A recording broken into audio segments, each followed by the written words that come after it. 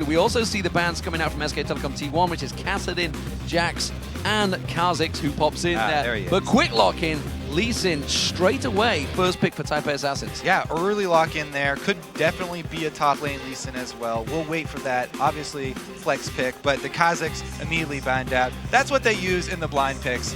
Definitely don't want to give them away their first picks. Well, we do know that, of course, Shyvana will be in that top lane for Impact, and of course, it will be Piglet on Lucian. Yeah, so Twitch, pretty high priority for a lot of the Asian teams, just because of the assassination potential when there are so many movements in the mid game, looking to pick people off, and also his team fighting ability. But as we said before, Lucian is a very high priority AD carry in many regions because he's a jack of all trades, but he's actually good at all trades. He's good in every single area. Oh, we do see Elise being picked up, so as you mentioned, it could well be that top lane Lee Sin. Almost certainly will be now that Elise is locked in, alongside Lulu. That could be Morning, or it could be Jay. I would definitely wager that that's Morning because he loves Lulu, and his champion pool, as we said, is a little bit lacking, so they want to get him either that or something like Ziggs. Farming champion, he'll feel comfortable on this. So even going up against Faker, you want to be on one of the champions that you're most comfortable with. Well, speaking of comfort, if these champions get locked in, I feel SK Telecom are going to be feeling very comfortable. Piglet on Vayne is a champion we've seen many times destroying Okay, then who plays Lucian? That's a very good point. I mean, that's an incredibly good point. I was actually thinking, why is that being hovered over? As soon as you mentioned it, hang on a minute. But of course they're going to switch it. Why not? They're going to keep me guessing. It will be Karma for PoohManDu, and it will be Evelyn in the jungle. This is a very beastly duo lane, actually. Talking about very threatening early game here, Karma is a high impact support. Not only is she great in 2 vs 2 if she's able to land her skill shots early and take somebody out of the lane very early, but she's also good in shoving down turrets because she's one of those supports that loves to start with that spell thief and get the extra damage.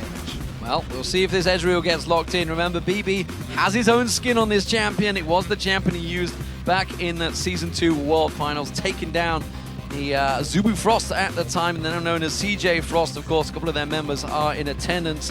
He is the only man, but he's not going to play it. Instead, he's keeping us guessing and switches across to Jinx and Leona. Ah, and interesting. Another Jinx coming in. Instant lock it over here for Faker, though. Twisted Fate. Twisted Fate plus Evelyn. So much map control from SKT. This is a really, really strong mid-game team right here. As soon as they get Faker to level 6 and he can pressure the entire map, they also have Evelyn, who will be invisible, making all of the lanes play more safe. Definitely a very high control composition here from SKT. So, of course, running that Flash Ghost, it's something we've seen a lot in the career, of course. We've already seen European mid laners trying to adapt to that as well. So, standard stuff. So, Achie in the top lane leads in. We did actually see him doing the same thing in Katowice, I believe. So, he was a very strong lane, but this time he's against the Shyvana, and a very, very strong Shyvana player in Impact. Yeah, Lee Sin also going to take the teleport there. So, they're both going to do teleport top lanes.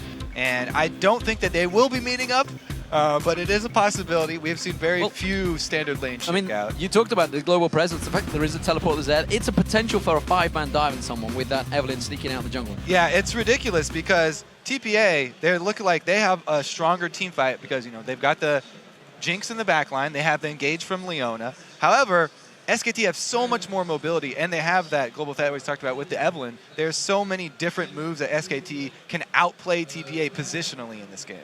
Well, with the match about to get underway, we'd like you to turn to Twitter and tell us who you guys think will score first blood this time. Use the hashtag TPA or the hashtag SKT and send your answers to @LOLesports. What are you thinking on this one? There's a lot of abilities. We saw a level 1 fight in an OMG Fnatic game. Yeah, I often will give the first blood advantage to the team with Evelyn, but going up against Elise and wins on Elise, I'm just going to go for TPA here. I think they're going to get the first blood. He's an aggressive guy. Aggressive stuff. We'll see how it goes. Taipei Assassins, the Season 2 World Champions, as the blue team starting out here in the All-Star Paris 2014, up against SK Telecom, the reigning World Champions of Season 3, over on the red team. And look at that, the SKT skin playing against SKT. I like the shout out. So here we go. TPA, will they go for that late invade? Ward coming out from Jay very early in towards that top bush. Both defensive wards placed very early Interesting choice at the top bush there. Very common to drop that ward for one of the buffs, as SKT have done. But it will see any topside late invades here. They're trying. It looks like TPA really do want to go with the standard, sort of quote-unquote new standard, where they do lane swaps. And Jinx definitely does want to go for lane swaps, but SKT do position Shyvana towards the top. Yeah, you can see that ward has been placed over at that red bush, so they're well aware of the fact that this invade could be coming out. Yeah, SKT are pretty much expecting TPA to invade that red side because, oh, Jinx Leona, you know, we've got a very powerful Lucian Karma lane here, and they've rightly warded the correct bush for them just to protect that red side, expecting the heavy amount of TPA members on that side of the map. Bengi just running scout in that mid lane, keeping their vision, and it is going to be a 5-man from both of these teams. Looks like they're going to be trading, so red buff invade coming out, TPA heading in towards that bush, although it's looking like SKT are, Whoa! Are they going to start out with dead even on the first blood? I guess that's pretty hard to come up with. 63%. Definitely swinging in SKT favor. Wow, that was fast, guys. That's everybody. And actually looking at the hashtag All-Star, it is flying right now between the two. So, red buff start coming out from Wins. However, it is a blue buff start for Bengi, and he hasn't started out towards that red. He's going to head straight towards there, I believe, as soon as this Wolves camp goes down. They were doing a 2-buff. No, it's going to be a 2-buff start, actually, for SKT. So a little bit of a slower push, but again, they get more experience. They get their second buff coming up quicker. The thing that I do like to see when you go for this strategy is you leave one of the small minions by the first buff that you steal. Because if you leave that small one, you whoa, Faker is having to blow his... All right. Anyway, if you leave one of the small minions by that first blue buff that you steal, a lot of the times the enemy jungler will not check their own blue buff for a good 5 minutes after, and you delay the second spawn by a tremendous amount. However, both teams have cleared out everything. Oh, no, there we go. They are leaving a little one. You can see Faker actually getting caught once again. Glenna's doing damage. The blue buff is still untouched by Wins, actually. It hasn't gone back there. Double buff was picked up by Bengi, and they're force stacking on that top turret. Meanwhile, you can see SKT have really only just started to get towards the bottom turret. Yeah, so they went the slow route. As I said, they're leaving the small minion in the enemy buff. TPA opted not to leave it. That's what I was looking at. They're not leaving the small one there. They went for the super fast push, that second wave push, and they got the turret. They are Jinx. They got through the champion reduction damage turret, and now they're trying to get an extra lead here, but SKT are responding, getting everybody up there in time to defend it. Again, we see the difference between the super fast push and the slower 2-buff start here. It costs SKT the early global gold.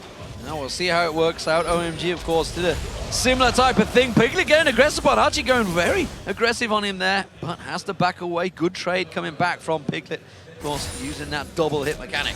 So, Mandu, he had to go up towards the top lane, defending it off there. He's going to make his way back down towards that bottom lane, and will get himself back into lane. Faker in this mid lane. We haven't seen him up against Morning for too long. We did see Morning putting some aggression down early on. Bengi, though, taking a peek towards the jungle area of Taipei Assassins, but Wins will secure himself this blue buff.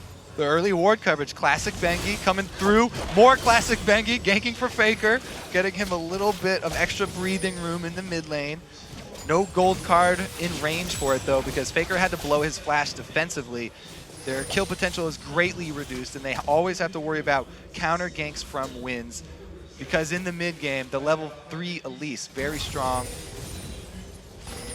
Bebe has now got himself down towards that bottom. We did see Achie teleport down. He has gone back to base, got himself that second Doran's Blade along with the Rejuve bead. So we'll see how that works out for him up against Impact in that top lane, who both of them actually picking up wards as well on their first back here. So Bebe now in lane up against Piglet. This was the featured matchup we want to focus on. We'll see how it develops. They finally do meet up in the bottom lane, and both of them actually still have their turrets, even though we saw the early lane swap. Because SKT, we're not able to get one. Oh, Faker has no flash. Yeah, all right. Take it down a notch. But yeah, because that turret never went down, this is actually normal laning phase for that bottom lane, and we do get to see the matchup. Yeah, Wins what's coming in there. Jay goes in. Zenith Blade catching on towards Piglet. Does manage to get the second stun down, but the trade is going back towards bebe. Ignite has run out. Exhaust was also used from Jay on Piglet there. Back and forth trade. Now Morning in the mid lane. You can see Bengi putting damage back down towards him. And Bengi's deep ward just saw Wins as well, so he knew there was no threat of a counter gank. He was just getting some more damage, making Morning back off. They're trying to keep Faker at an acceptable level for when he hits level 6. He wants to be able to back as soon as he hits level 6. He doesn't want to back early here. He's already had to blow his flash, and he's very low on mana, so he needed a little bit support from Bengi to actually stay there. Jay trying to hold this one out. 3-man diver towards him. Does manage to get the stun down on Bengi. He's going to get taken down. Is he, though? Oh! Is he going to be able to get away from it? Bengi's trying to run away. Zenith Blade not quite back off cooldown. And the kill does come out from Piglet. That's first blood for SK Telecom. Properly executed tower dive, but it was risky. They didn't have very deep ward coverage here, and there were a couple members just recalling.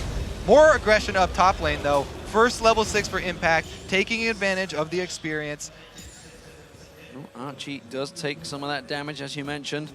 Has gone for the double Doran's Blade, so needs to be more aggressive, and at the moment Impact doing a very good job at zoning him out. Yeah, this matchup is pretty easily swung because Lee Sin, he really thrives when he is able to be able to spam his Iron Will and spam that lifesteal. He needs to be constantly auto-attacking minions up at the minion line, but because Impact got that first level 6, he was able to shove them off the minion line. And that takes away a lot of the sustain for Lee Sin, which is what the laning Lee Sin really relies on. Wind's coming round, going to try and land that cocoon. Flashes in, does get him down there. He has got flashback available, but is it going to be close enough? No! Morning locks down Faker. That's a kill for the mid lane. Great move there from Wind, trying to take advantage of Faker just before his flash came back up.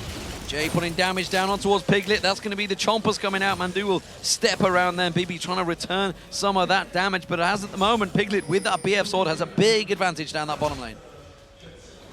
That's why we're seeing a recall here. bebe needs to be able to answer that item discrepancy. Down in CS, they're really hurting. He's only able to get Vamp Scepter, so sustain. They're going to be a lot less aggressive, even with Leona Flame Chompers combo. Wins has Morning, just backing off there, getting himself that chalice. That Athene's, of course, being built up by both mid laners. No surprise there. Impact now farming between those two towers in the top lane. And that's actually going to give Achie a little bit of a respite because he will happily farm up against his minions. Actually, it was Impact putting pressure on him with them waves, and I think he'd be quite happy about the fact that Impact has chosen to go this route. Yeah, Impact is really having his way up in that top lane. He hasn't even had to go back and purchase yet. Already farming behind the turret, trying to draw more attention from the jungler. If he can get wins on the top side of the map, he can relieve pressure for the rest of his team to make a move on Dragon. Wins just happens to be jungling on the top side as well. Great move from SKT. They've got great ward coverage around the Dragon as well, so they don't have to be worried about it, especially since their bottom lane is winning so hard. Yeah, zero vision on this one. Bengi actually taken very low. They do manage to find out that top laner on the jungle. Winds is going to come around. Cocoon goes in there, going to try and come around, steal away that red buff. Actually hasn't finished it off. Does? He didn't have smite. Not. No, he does get it. He got it. He got it in the end there. Nevertheless, he does take Impact down. Yeah, that's why he was focusing Impact and wasn't waiting till the red buff was low enough to get it for the attention. But he is able to get in the end with the execute, and it actually costs a lot of not only Impact's time, but also his ulti. See, Faker's making a move. Faker's making a move. Jay is in trouble. bebe's going to be the focus target. There's Faker comes in. Stun card, wild card. He gets locked down. Can they finish off Jay as well? You can see Achie teleported in, but he's teleported himself into complete danger. That was not a good move. And the 4 members of SK Telecom take themselves 2 simple kills. That's that gold that we talked about in the beginning. Global, so many global options for SKT. And they're able to use it bottom lane because of the ward coverage around mid. But the answer from TPA is shove 2 lanes. 1 kill, they get a lot of minions into turrets here. No turret goes down. Oh, Bengi and Faker coming round, the double combo. Is it going to be enough? Wild growth from Morning, trying to save himself out. The cocoon coming back out from Wind, trying to turn it back around. The gold card has been pulled by Faker, but he's not going to be able to land it. Oh, he flashes for it actually onto Winds. I'm not sure that was quite worth it. Piglet taking down the bottom turret while this is all happening. ManDu was joined in the fray, but Taipei Assassins get away from this one. So he still will have a Ghost coming up soon, so he'll have an extra summoner spell for defensive purposes, but that was definitely an unnecessary flash.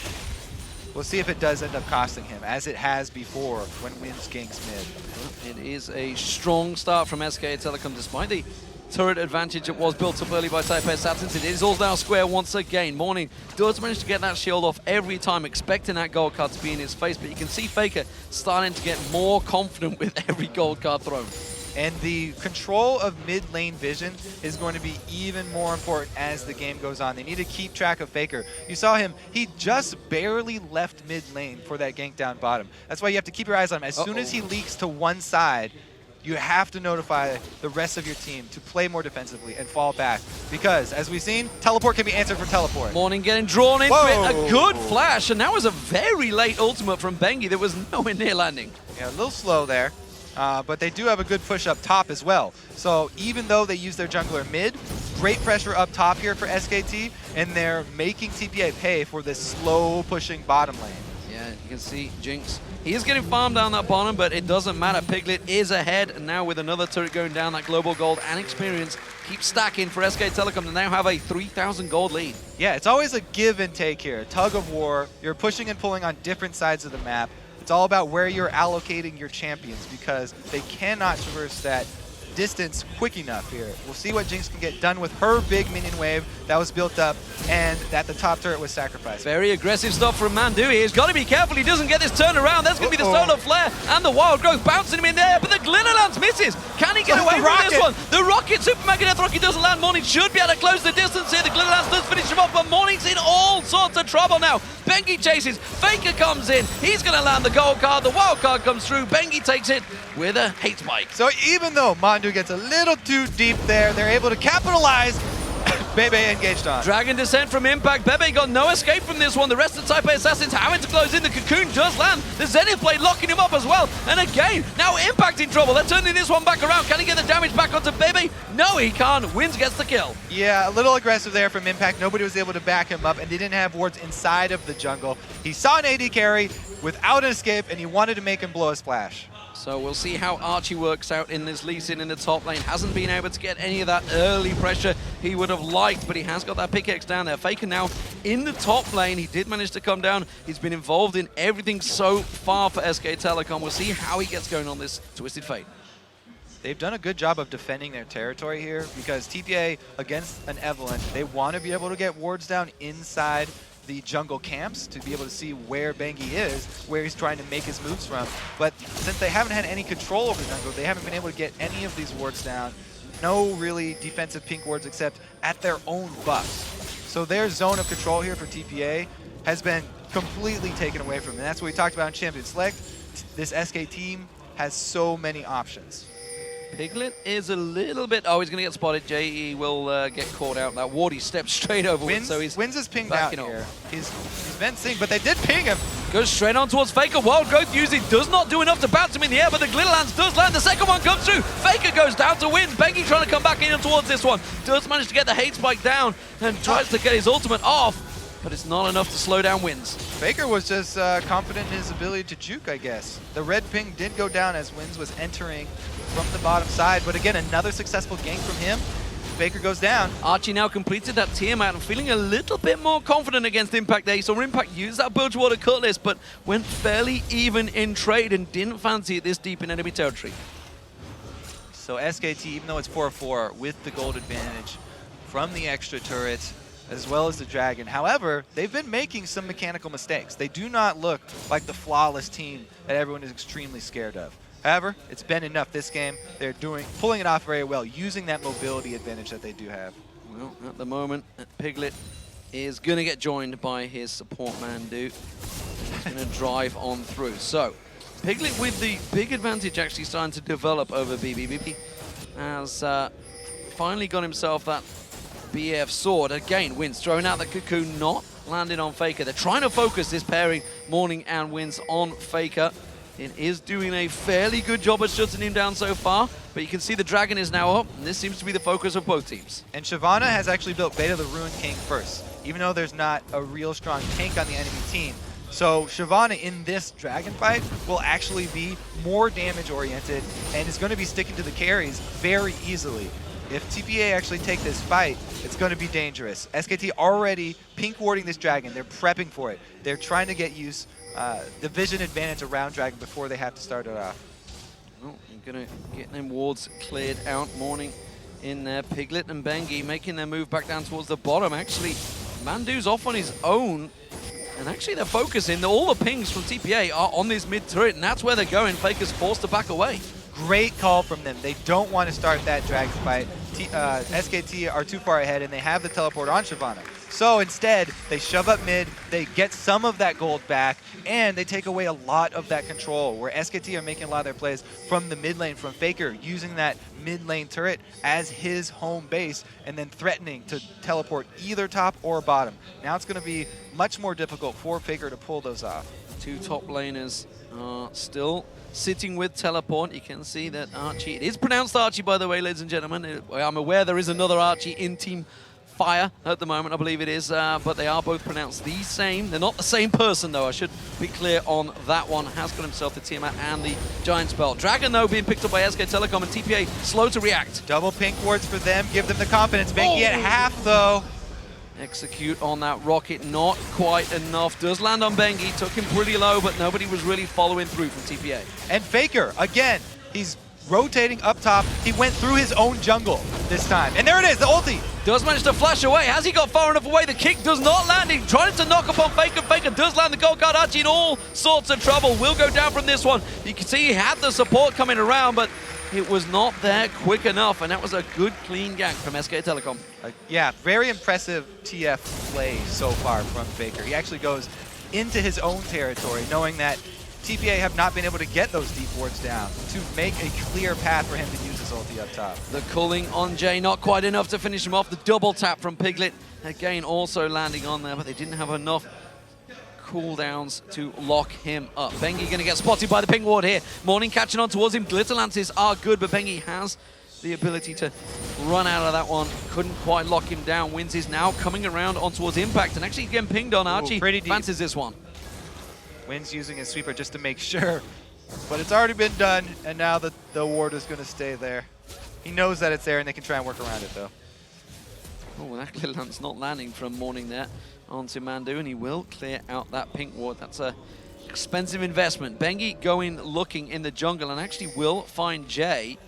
Did get pinged out. I wonder if Jay's going to try and blind shot across there. No, he's not, and Bengi will step away. This vision battle is going back and forth, and you can see a lot of ping wards from SK Telecom, and again, they are focusing, trying to focus on Morning. You can actually only have one on the map at all times, but they've got 4 down and 2 in inventory, so they've got an extra one. As soon as one of those does go down, ManDu's going to be able to replace it, and they're going to get another true sight down.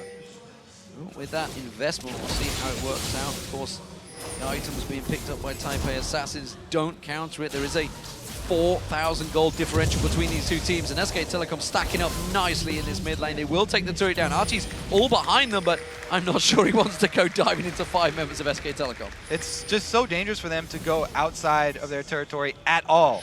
With the Evelynn and the Twisted Fate and the teleport Shyvana with early Blade, they've got so much pick potential on SKT and so much great warding that they have the vision to actually make the correct choice every single time. With 4 members. Oh, Solar Flare lands, but it's not enough to shut down ManDu.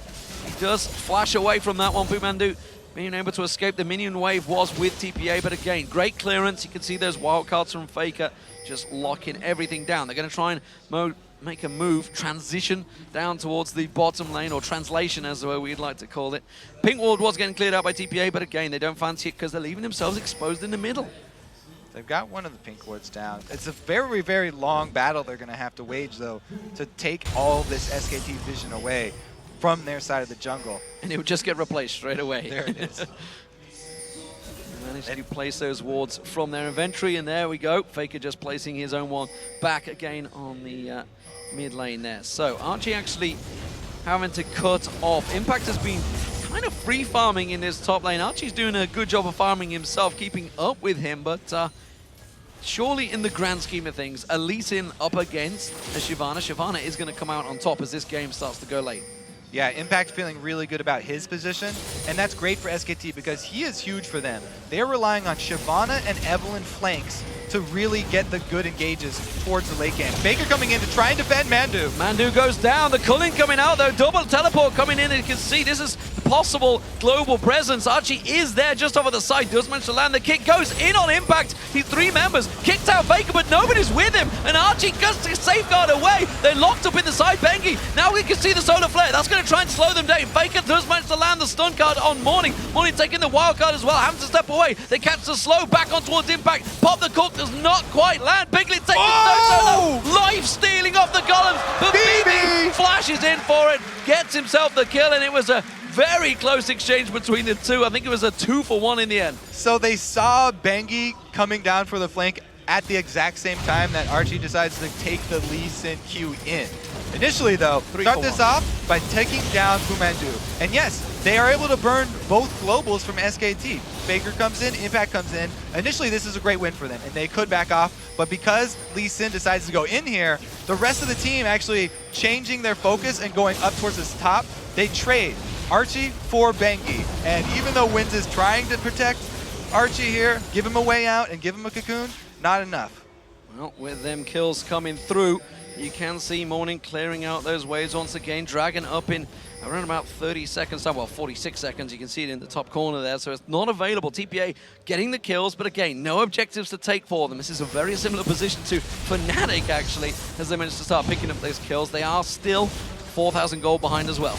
Yeah, TPA, they're in a hard position because they need a lot of vision around their own jungle. SKT are looking to get those flanks from the Shyvana, from the Evelynn, and then teleport in with a global. But they need good vision to fend against these. You can see more defensive pink wards to be able to catch out Bengi. Morning having to use that wild growth sped up. Faker comes in, does not lock down the stun card. Morning trying to get away from this one. Glitter lands on 3 members of SK Telecom, and the rest of TPA come round there. So Jay goes deep on this one. Bengi taken solo, but they didn't get a kill from it. Impact gets caught out there. Achie does go down. SK Telecom solo, fleeing from this one. They're going to turn it back around. Piglet gets himself in. Repel. Nowhere to He's got nowhere to go. No racer available. Goes back in, gets himself a kill for the process. Faker finishes it off though, and that was a 2-for-1 this time to SK Telecom, and they will get the Dragon. Exciting ending, but yeah, it's jungler going down for support, so SKT, after the pick, they are finally rewarded with not only an extra kill, but as well the Dragon, and that's what we're talking about. They start the fights out middle, and then they bring in Faker for the guaranteed engage. Faker hasn't even been starting these with the Messiah type plays where he would need a Zhonya's. He's not initiating, he's following up the initial fight and just coming in with the gold card, with the death cap rush, so he's got more ability power to take somebody out as soon as he arrives for the secondary engage. Difference coming out, Static Shiv being built up by bebe, but this time he's actually gone for the Avarice Blade first instead of the Zeal, so trying to get that one locked in. Meanwhile, Piglet, you can see Triforce now just completed. There's the Static Shiv just popping into place as well. Rabadon's Death Cap also picked up by Faker, has got that Sheen as well. Oh, Zenith Blade not landing on PoohManDu there. Jay not quite locking him up this time. Still, these both teams are fairly bloodthirsty in this game. 8 kills apiece in just 24 minutes. Yeah, TPA are trying to make moves, but there's wave clear on SKT, there are globals on SKT, and there's also invisible champions on SKT, so they can catch you out and they can get that hard engage. Faker has actually gone for the Sheen next, looking for the tower pushing power. Lichbane eventually, but SKT actually are fine with just trying to defend mid, letting Faker get small advantages, split pushing down bottom. He has to get pretty close though, be able to use that TF teleport. That's why he's walking up through the jungle. Uses the Destiny. Is he going to be close enough? There he is, joining the fray. He's going to get caught out by Solar Flare straight away. Bengi taken low, but they have to back out of that. And the Achie going down again. Wins being chased down. Impact trying to catch on towards him. Stun card pulled by Faker. Does land it. That's going to be Wins going down. And it's a 2-for-0 to SK Telecom. Again, TPA trying to make a move, shoving up mid, but SKT playing with the TF so well. Starting the fight, then Faker comes in for the stun, get another couple kills. So, Baron looks like it may well be the focus for SK Telecom. They're rotating up there. No jungler, of course, for Taipei Assassins, and this one should get picked up fairly cleanly. bebe has not got Super Mega Death Rocket either. Wins has not got Wild Growth. He's going to have to simply poke at it with Wild Growth. Oh, Jay goes aggressive. He does actually draw them away at the moment. Solar Flare is not available either. They're simply trying to run interference on SK Telecom. Fairly well. They're doing a good job here. The damage going down, but there is the Baron. Now Jay's actually going to get locked up. Has to flash out. Glitterlance again catching 3 members of SK Telecom, but Taipei Assassins don't quite do enough, and that's a Baron for SK Telecom. Good news for TPA is that they do have the stack shift for bebe now, so they have a little bit more wave clear to work with, because they are definitely going to be on the defensive. This is very hard for them to come back. They're hoping for a misplay from SKT at this point. Speaking of hard, I want to be hard on the top laner for Taipei Assassins. This was a first lock choice. Lee Sin, he's 0-5-1 right now, had zero impact, honestly, on the game. And you got to question that first pick. Impact himself, you're right, has been doing quite well up there, rushing that Blade of the Ruined King. We saw him when he got that early level 6 and he was shoving Lee Sin off of the minion wave. There was so much presence lost for TPA up there. But again, we talked about how much SKT were bringing with all the globals of the Evelyn plus the Twisted Fate. They've done such a great job playing with the entire team, not just the isolated top lane. So, PoohManDu and Bengi in that mid lane, keeping the waves clear, keeping the vision down, as pink wards they had all down have been fairly well cleared out by Taipei Assassins. Taipei Assassins themselves have got some pretty good vision along the river, so they have a good idea of where SK Telecom are going to be, but they need to play the defensive game right now. This is a baroned up SK Telecom. It's down to them to make the next move. Not only is it baroned up SK Telecom, they've got a very strong power spike right now. Dual items for their tank. They've got the AD carry with Trinity Force and Bloodthirster for Lucian. His burst is crazy right now. He's even added an elixir on top of that because they want to make the most of this Baron buff. We'll see how many towers they can actually get. They might be able to crack one of the inhibitor turrets. Going with that split push, 1-3-1 style split push. Blade Shyvana that does have teleport. And as we mentioned, Faker trying to get that turret damage going. Lich Bang, third item. Yeah, I'm actually looking towards Morning, seeing which way he is going to go. Hasn't got that death cap down. Achie caught out. Has to use his ward to safeguard away. Quickly kicks Impact. He wanted to send him the wrong way. But that was not what he wanted to do. And that will be Achie going down to Impact. 0-6-1. He is having a very rough game. And compounding the fact that he's had a rough game is that he's spent a lot of money on mobility here. Boots of mobility upgraded already as well. Wind's actually getting into trouble now. He's got nowhere to repel to. He's just going to drop straight down on PoohManDu. Faker's actually coming in. Does manage to get the wild growth off. Saves wins for now. But he steps back in there. Morning also having to back off. That Faker down that bottom lane. Still keeping that bottom turret.